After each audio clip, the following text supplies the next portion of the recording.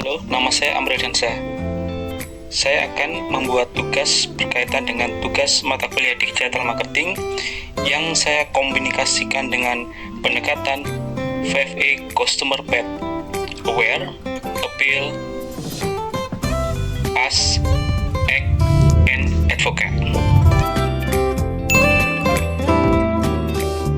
Pernah nggak sih kita lihat sebuah iklan di Instagram, terus tiba-tiba kepikiran buat beli produk itu? Nah, sebenarnya kita sedang melihat sebuah perjalanan yang salah satunya menggunakan teori yang disebut dengan 5A Customer Path. Konsep ini dikembangkan oleh Philip Kotler dengan sangat cocok dipadukan dengan strategi digital marketing. Yuk, habis ini kita bahas bersama.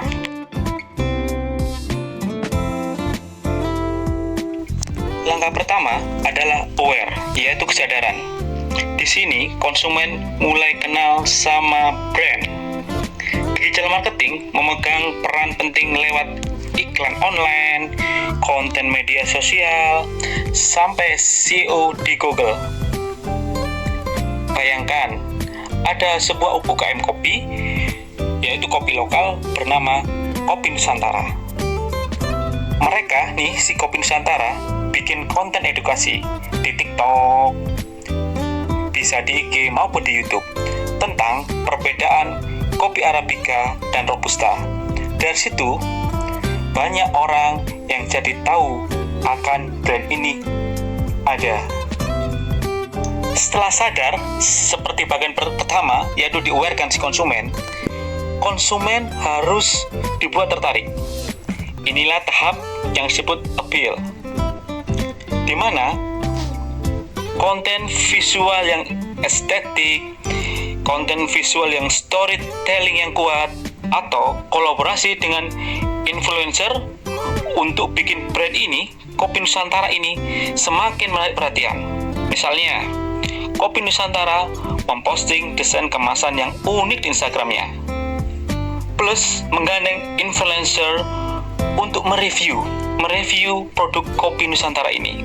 Dan akhirnya orang jadi penasaran untuk mencoba Kopi Nusantara. Di bagian 3 atau X, di tahap X atau bertanya atau bisa mencari informasi, yaitu konsumen mulai mencari tahu lebih dalam tentang produk brand ini. Mereka akan tanya, bisa melewat direct message, lihat review, atau cek di website resmi brand ini. Contohnya, calon pemberi bertanya tentang menu lewat WhatsApp bisnis, lalu baca ulasan pelanggan lain di salah satu web. Informasi ini akan sangat membantu mereka atau konsumen meyakini produk ini cocok untuk mereka. Selanjutnya adalah act, yaitu tindakan si konsumen. Konsumen akhirnya melakukan pembelian, pendaftaran, atau mencoba layanan.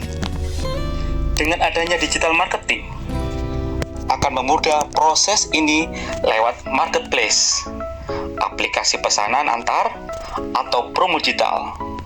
Seperti Kopi Nusantara, sebagai kita buat contoh, mereka kasih promo diskon 30% di salah satu app.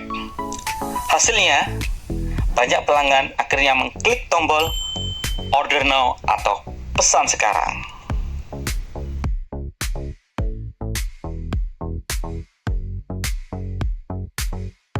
Jika konsumen sudah aware, appeal, ask, act, ini bagian terpenting untuk membentuk suatu konsumen yang loyal, yaitu yang terakhir adalah bagian advocate atau advokasi. Kalau konsumen puas, mereka dengan sukarela akan merekomendasikan produk Anda ke orang lain.